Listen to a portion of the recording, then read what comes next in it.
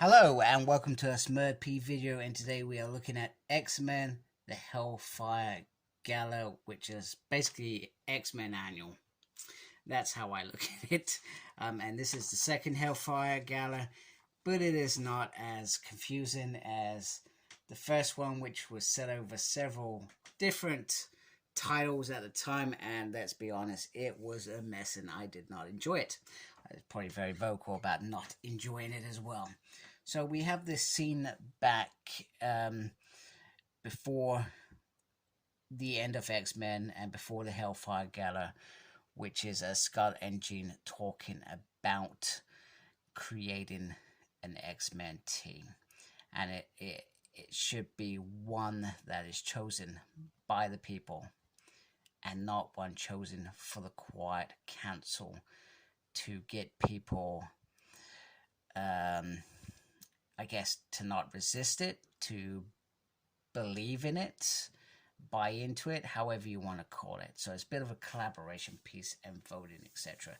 And this is when Jean says she's got to leave the council, but she also worries, was it a mistake? I've got to be clear, there is a scene down here which is slightly not inappropriate. There is no nudity here, but I'm just going to put my hand casually there in case there are young people watching, even though this is an adult channel for adults, I think. That's how I look at it.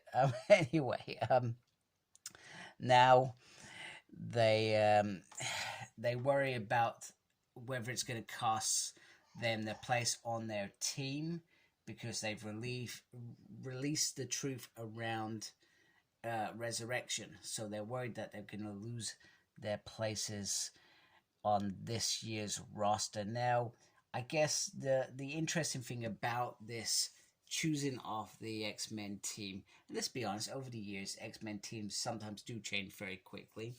This is a little bit more controlled. That team will be together for a year. That is the idea, and then they get to choose the next batch of teams.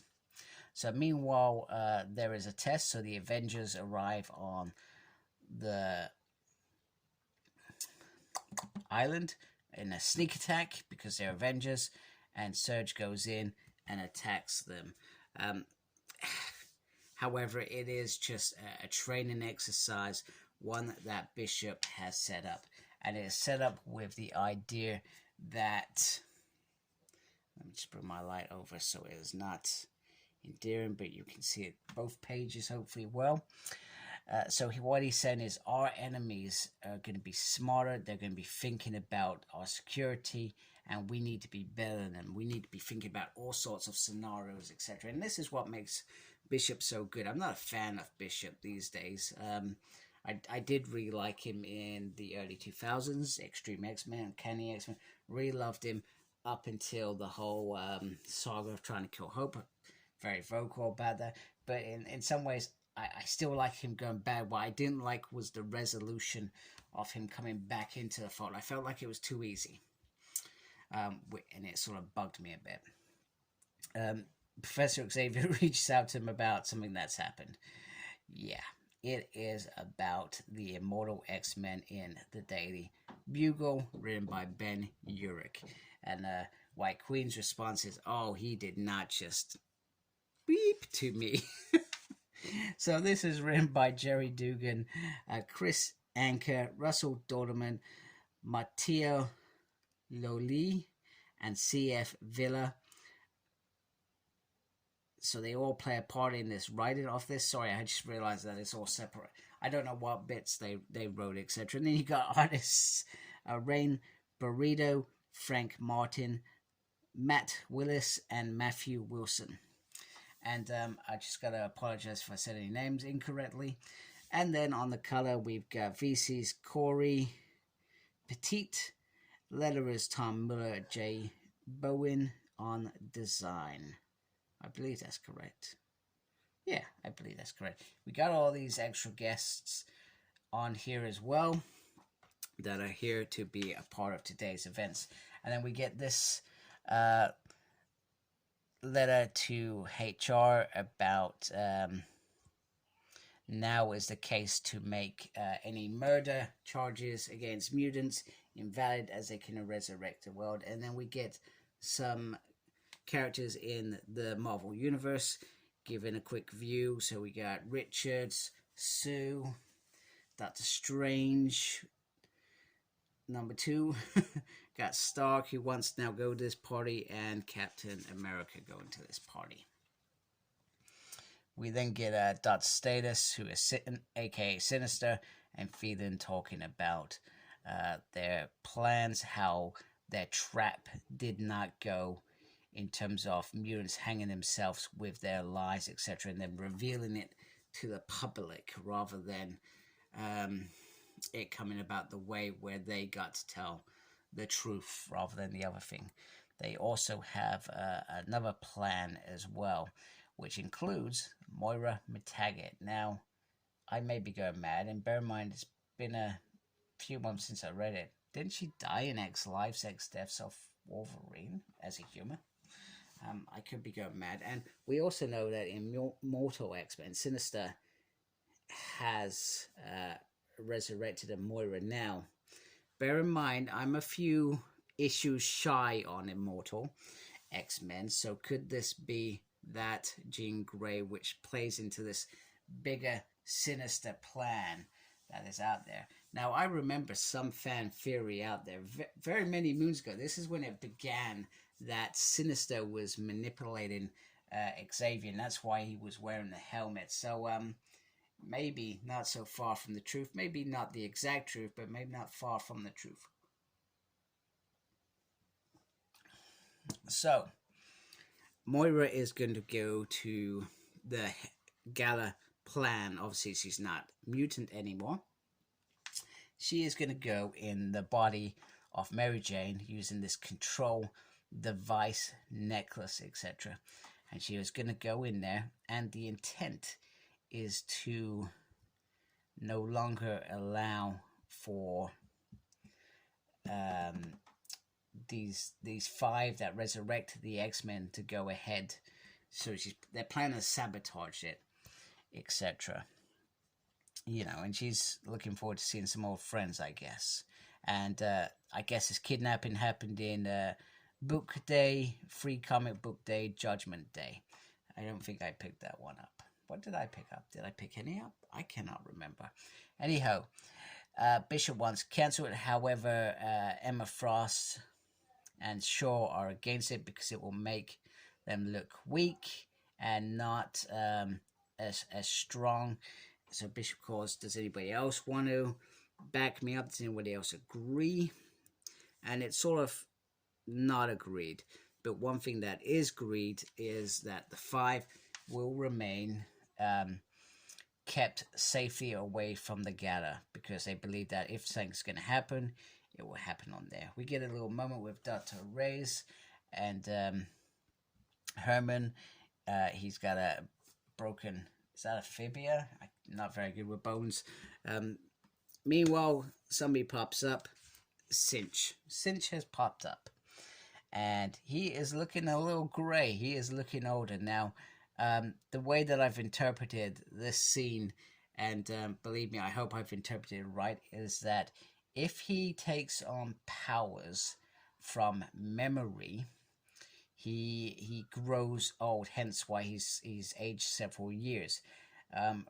But if he takes them whilst being in close proximity to them, he then becomes, what's the word?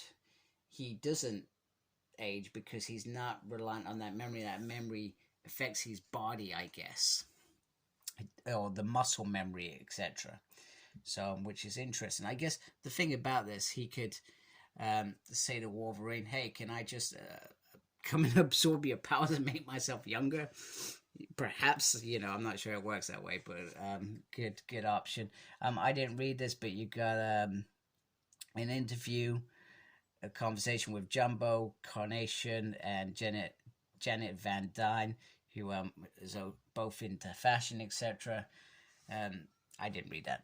So Emma Frost is welcoming people, and she's welcoming it based on those that have received certain tablets or medication that has helped, in particular Mary Jane, whose Aunt May has dementia.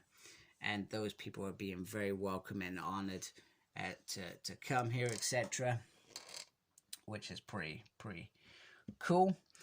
They've also invited the Outer Space Game from Game Master, who were manipulated, controlled, whatever you want to call it, and the X-Men freed them this year, etc. So Scott wants to catch up with Emma, and she's like, no, sod off, etc. But Jonathan sort of intervenes. I was trying to think of what Jonathan this is. Is Jonathan Starsmore, aka Chamber? I'm not entirely sure. Could be. Meanwhile, Sorcerer Supreme rocks up and she wants to talk to Frost. Now that the cat is out of the bag, Cleo wants to talk about her husband who died saving the universe. Read The Death of Doctor Strange for that one. I haven't read it, but I know it happened, etc. It's on my reading list at some point on Marvel Unlimited. So, but Emma Frost relays the conclusion that actually we can only resurrect mutants. We cannot resurrect anybody else, because if I could, I would resurrect John Lennon as a gift to humankind. So that's the end of that one. She says, she talks to Spider-Man. She's glad he could come. He says he's not a strong partier, and that is true. When has Spider-Man, Peter Parker, ever been into this? Never. He's never enjoyed it. Even when Mary Jane used to drag him out. Never. However, he bumps into Mary Jane. He gets the spider tingly off her. He is also wearing a special by Jumbo Carnation. I just thought I'd add on there. Meanwhile, Dr. Doom has popped up as well, and they talk about who they're going to bring back. Then we get the scene with Angelic, aka Emma Firestar, and there clearly is some history with Emma Frost, history that I do not recall. But apparently it was not good, etc. at all. Then Captain America talks about a long time ago about he sort of tries to add on some wisdom that if you can't get along with somebody, so for example, he goes back to when Rogue first met the Avengers. She pretty much trashed them with the Brotherhood whilst taking Miss Marvel's very powers and soul, and he ended up after getting beaten, he said that he wanted the only way he was either going to keep fighting her for the rest of his life, or he was going to have her on a team. And he did. He had her on Uncanny Avengers. He said she was a great Avenger as well as X-Men. So that's a little bit off there. And these bits will become relevant later on, just so I'm clear. We also get an interchange with Cyclops and Forge about Forge is saying about apology, and then he talks about stuff that he's working on, but he says you have to be on the quiet council to know that sort of information. So he's not privy to that information. The five turn up, much to Bishop's dismay, and Ileana says, look, I wasn't going to win against them. Look at these guys, they are, in their own right, heavy hitters. Mary Jane, a.k.a. Moira, asks Proteus to come for a walk. Now, we know what Proteus means to Moira McTaggart. Kevin McTaggart is her son, so she wants to talk to him. She's got a story to tell. Meanwhile, Phelan turns up with Tony Stark, etc., and they talk about a little bit about what he's doing on the planet Phobius, as he's called it, which is off Arico. And we get an interchange with Richards about how they took something from Mr. Richards a very long time ago, and how they made it clear. Now, you remember in the first Hellfire Gala, there was an interaction with Fantastic and Xavier, and I'm going to be honest, I don't know if that's been materialized in any of the other issues or series, because I haven't read them all up to this point. I've mainly read X-Men, and I'm currently reading, what am I reading at the moment? Was I just about to start Hellions, I feel? So there is a card game going on. And Stark talks about how people will be interested in stealing what they've got, because that's how the world works. We also get this moment with Phelan where he's you know, he talks about the moon is Mars, and it is the second planet humanity solar system, after Emma refers to it as Arico. So he is not interested in what she's got to say about that. And I'm going to apologize because I've read, this is a big issue, as you can tell, so trying to remember everything is interesting. But we also get these little moments about worthy opponents, etc., from Phelan, etc., as well. And we also get moments about, from Stark to Emma, about managing to retain the information that they've just talked about and not being wiped out, etc. So, which is pretty cool. Cypher and realizes that Spider-Man and Mary Jane are a thing. However, he says, look over there, she is saying SOS. There's something not right there. So Moira trying to throw her spanner in the works with her son, saying that he is nothing more than a necessary creation. Nothing more. There is no love there. She's trying to get him to respond in a way. And perhaps he would have many moons ago, but not this time. He does not respond in this way. Spider-Man intervenes because he sees MJ. He tries to take the necklace off, and he gets burnt quite easily. And Polaris stands up to her.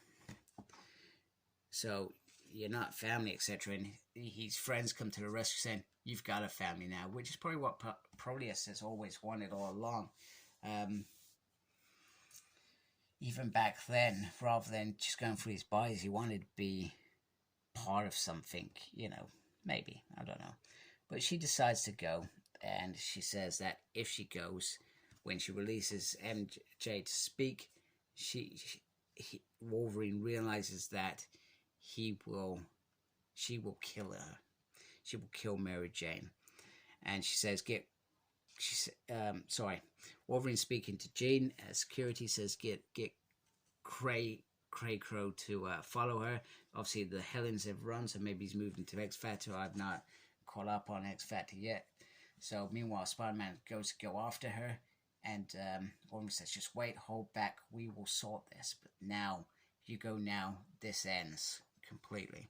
And you can read that in Amazing Spider-Man 9. That's where that story continues.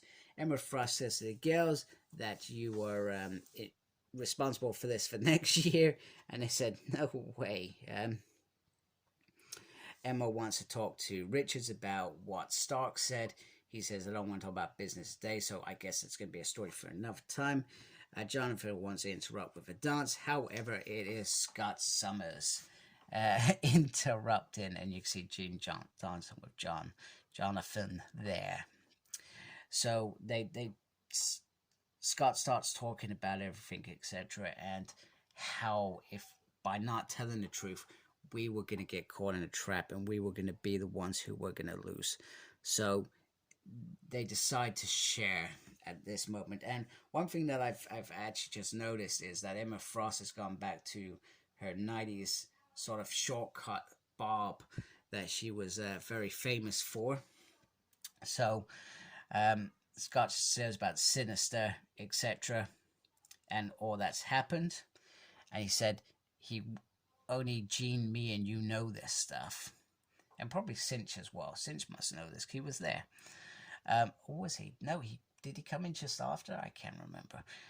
He says that he would have taken it to council and killed Sinister then, but now he doesn't know. He doesn't know who in that council they can trust.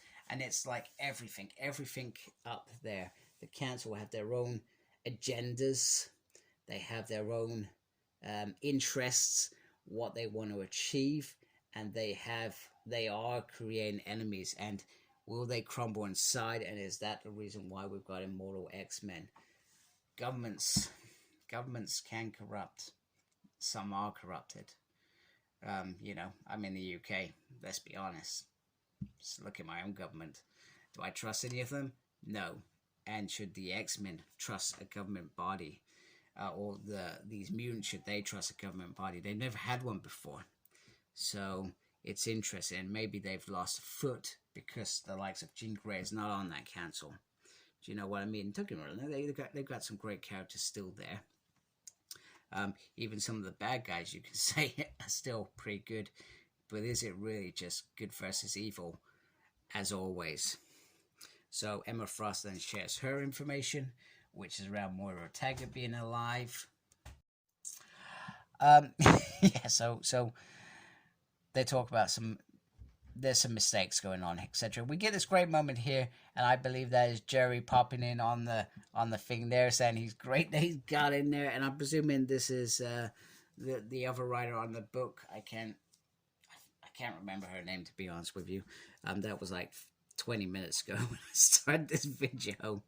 So they need to clear some air. We also get a moment around Cinch talking with Jean and Scott about not being with Wolverine, etc. And he says, you know what, it was harsh, it was a different time in there, and I just wanted to be happy. And Jean says, you're a good man, Everett, and a great X-Men. And actually, I've got to say this, because near the beginning of the issues, there was a few moments where I probably really bagged on Cinch. I actually really like him now. I never probably warmed up to him in Generation X. I like Generation X, but I don't think I warmed up to him, so it's great. So now we get the announcement of the X-Men. So Emma Frost does this big speech around mistakes and honesty and believing, etc.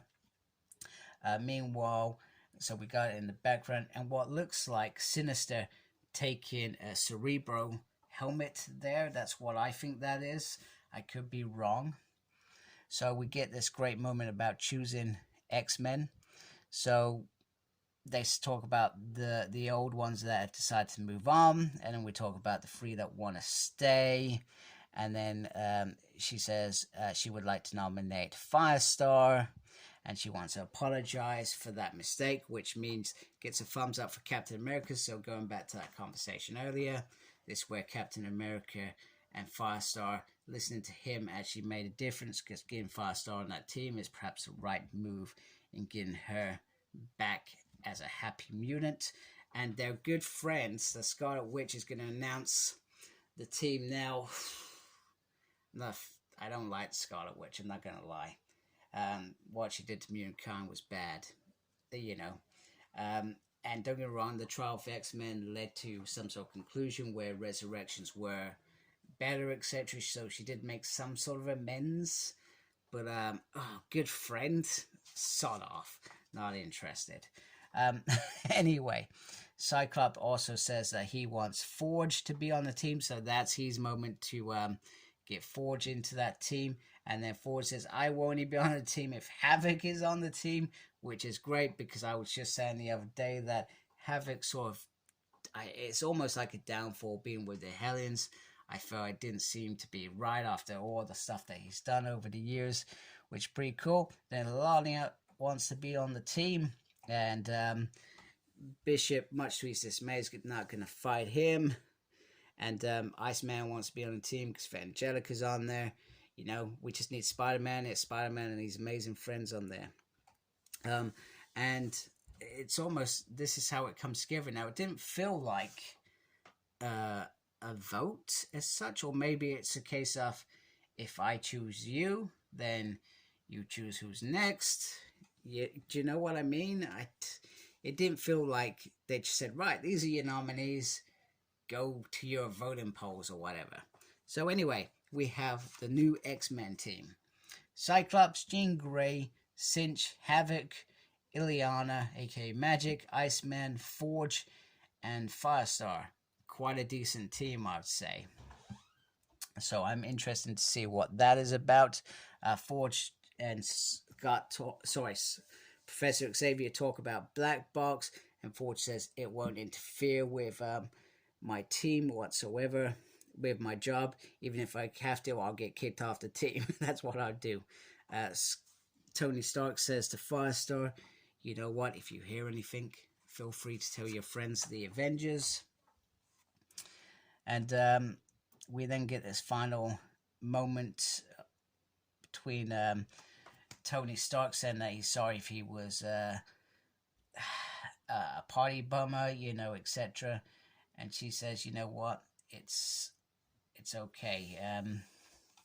Trying to think, what does she say? Oh yeah, I think she appreciates what he said. And I think she's taken on some of the stuff that happened today. Emma is a key player in this X universe, which is great because I'm a big fan of Emma Frost. He says, I won't be back as well. Meanwhile, they talk about Moira being so abrasive coming into this as well. And Bishop says she'll be dead in the morning. Moira says there's been some blood spilled. I'm not sure whose blood's been spilt. So, but she says she's achieved something. Now, what she's achieved is bringing some names to the externals. And she brings the 5 names: Tempest, Proteus, Egg, Hope, and Elixir. Egg. Who called? Is that Goldball? Goldballs has called himself Egg.